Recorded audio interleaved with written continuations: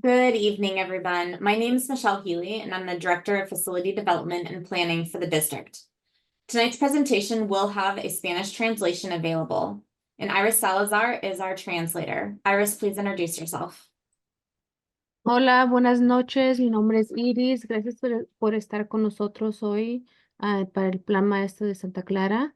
Este video es disponible en español debajo de su pantalla en Zoom. Por favor, haga clic de interpretación y haga clic Spanish y se cambiará el canal en español. Gracias.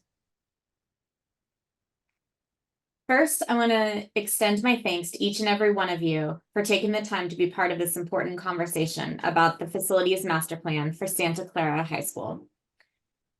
Today, we're going to talk about and explore the purpose and significance of this master plan, recap the findings of the recent facility conditions assessment, and delve into the proposed unfunded master plan that will be phased, and gather community input. Next slide. The facility conditions assessment was completed last year and identified specific maintenance needs of the school for the next 20 years. The district completed this analysis on each and every district property and presented the findings to the school board in September. Next slide. Santa Clara High School's facility assessment findings showed that the science building, Building S, should be renovated first, and many of the portables should be removed from the site as the declining enrollment due to McDonald's opening increases all of the students going to McDonald's from Santa Clara. We'll also be relocating the programs that are currently in the portables to permanent classrooms. Additional modernization will occur for HVAC, heating and air conditioning, and ventilation, as well as lighting on the district property. Next slide. The facilities master plan is not just a blueprint for construction. It's a vision for the future that will shape the educational experiences for generations to come. The district is master planning each and every school site in the district, and all of the phases are unfunded. This plan is to allow us to have a construction plan and a design plan for when future money is obtained by the district. This money can come in several ways. It can come from developments and developers that are building new residential and commercial construction within the district. The money will come from reimbursement funds from the state for the construction of our previous construction of schools like Agnew, Huerta, and McDonald. And it can also come in the form of grants and other energy efficiency funding. We firmly believe that the success of this plan depends on your perspectives, your aspirations, and your concerns about the existing campus.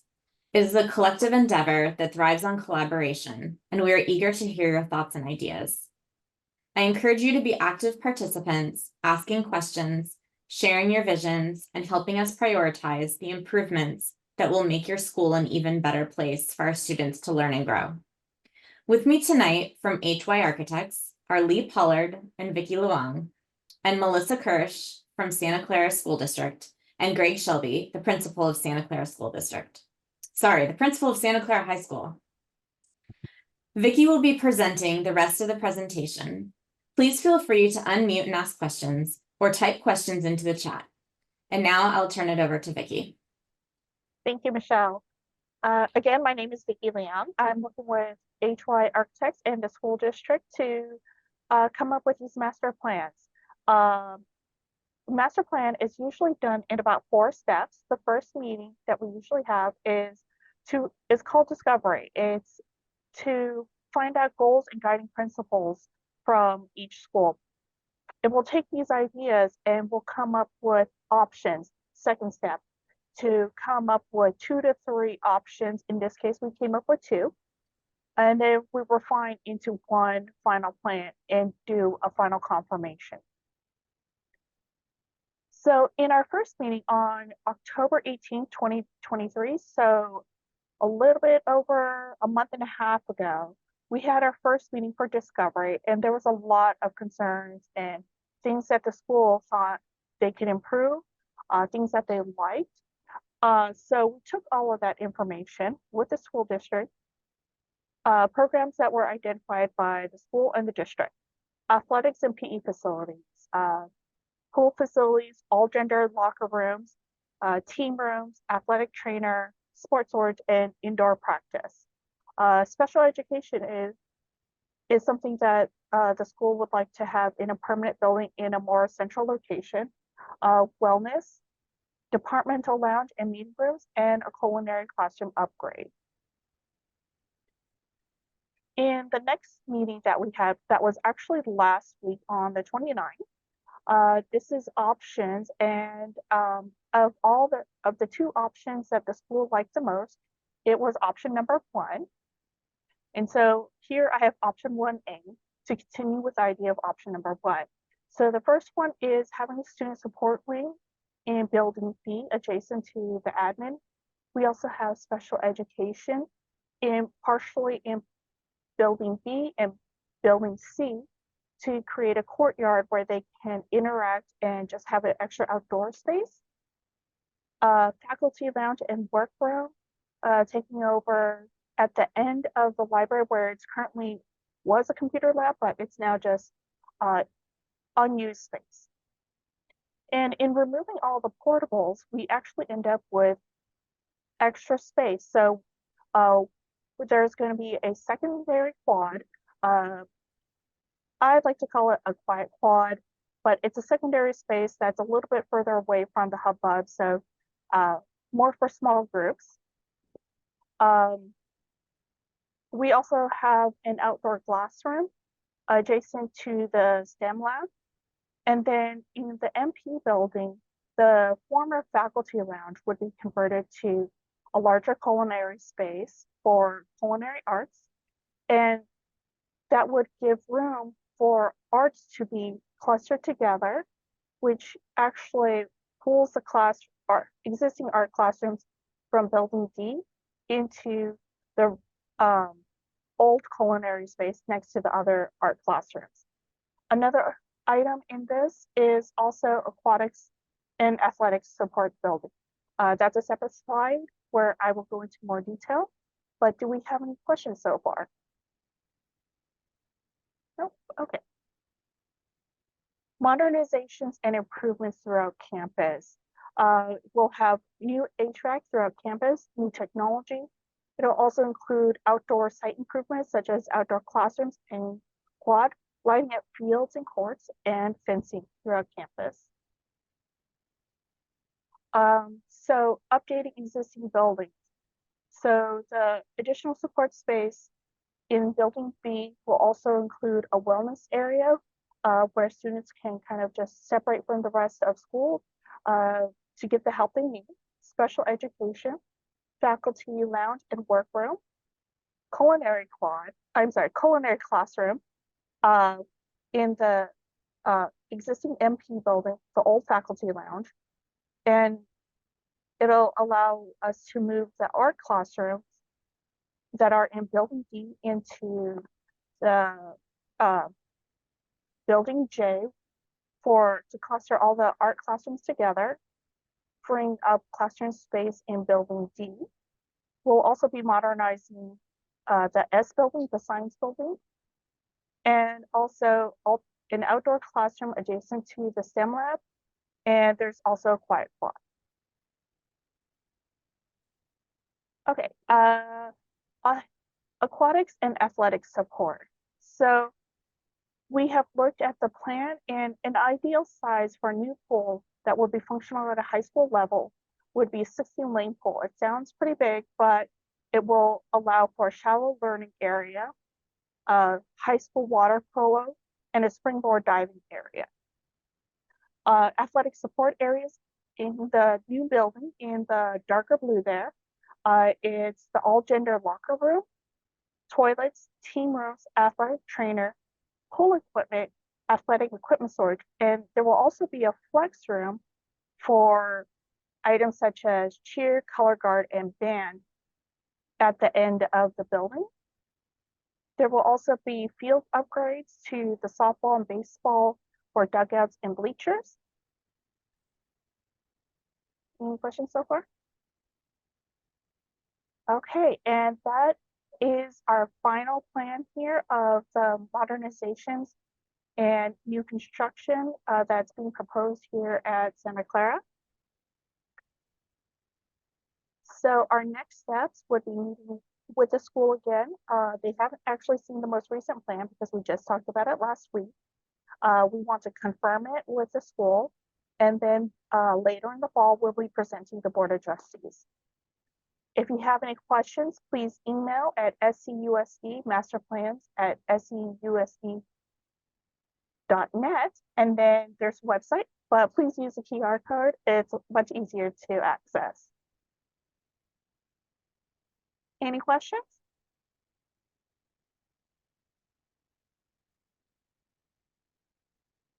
Or comments, is there anything that we missed that we should be adding to the plan? Are there any other things that are the priorities that you have that we should eventually will be prioritizing this master plan? And so if you have ideas on what should come first or second, what's more important for the school, then we'd love to get anyone's feedback on that. You can either put that in the chat, or you can raise your hand and then tell us directly. You can also email the SUSD master plans at susd.net.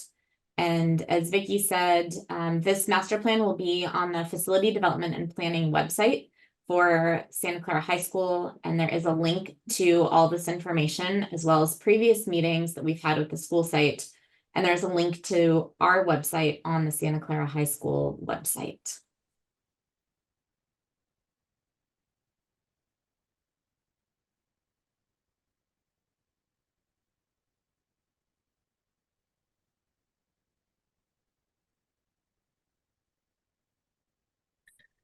There aren't We any did have questions.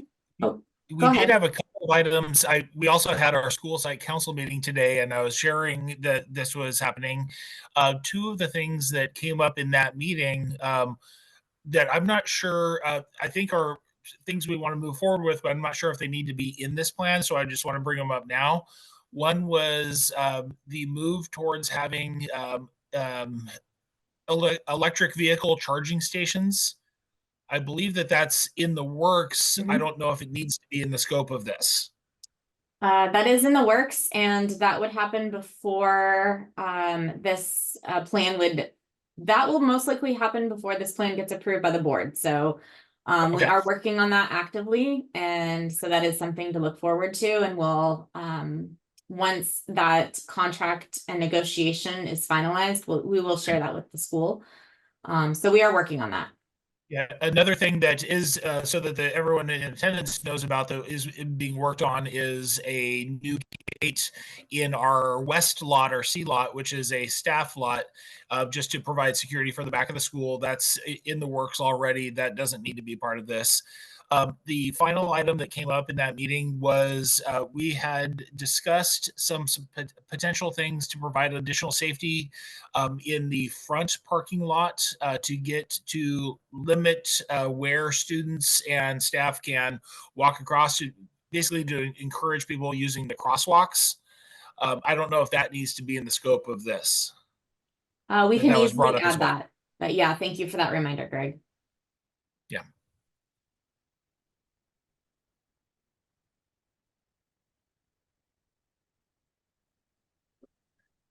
I shared this with our department chairs today as well, and they were very excited. Great.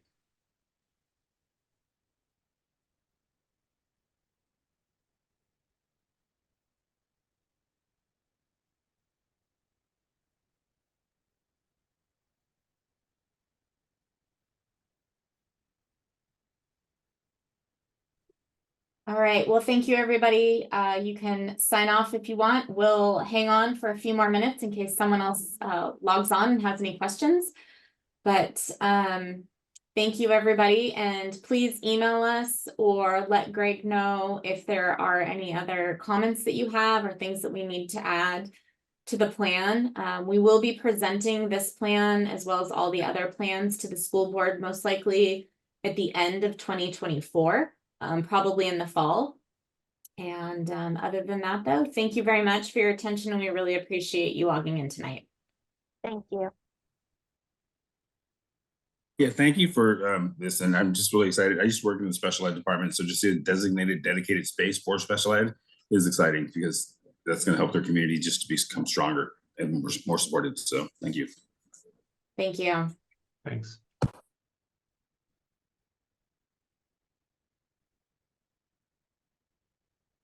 Sorry, I meant to chime in earlier. I'm a little under the weather. The pool looks awesome.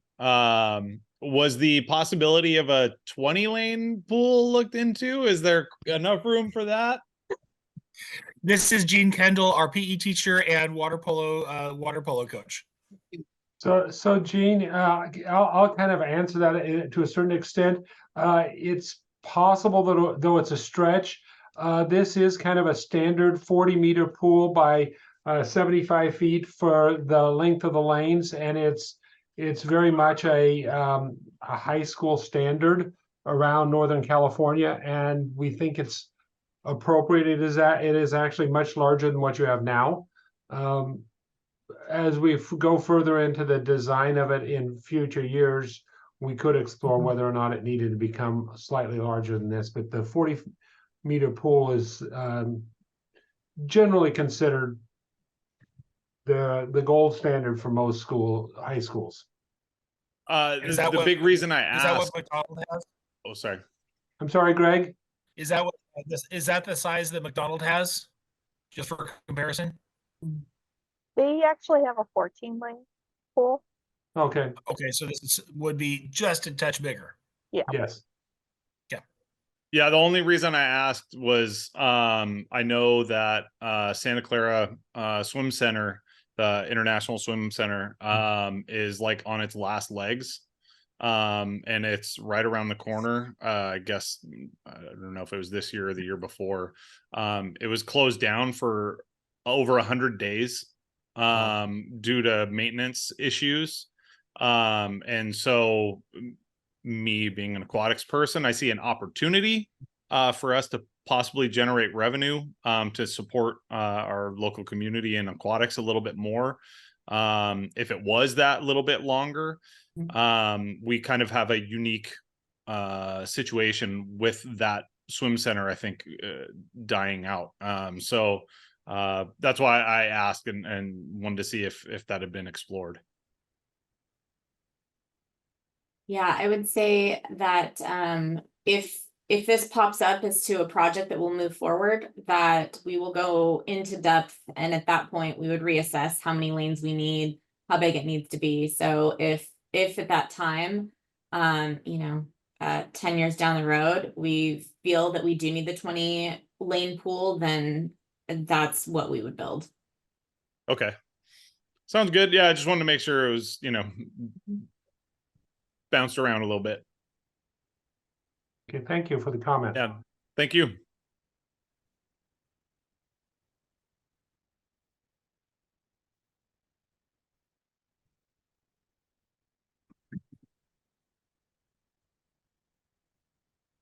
All right. Thank you, everybody. Have a great evening.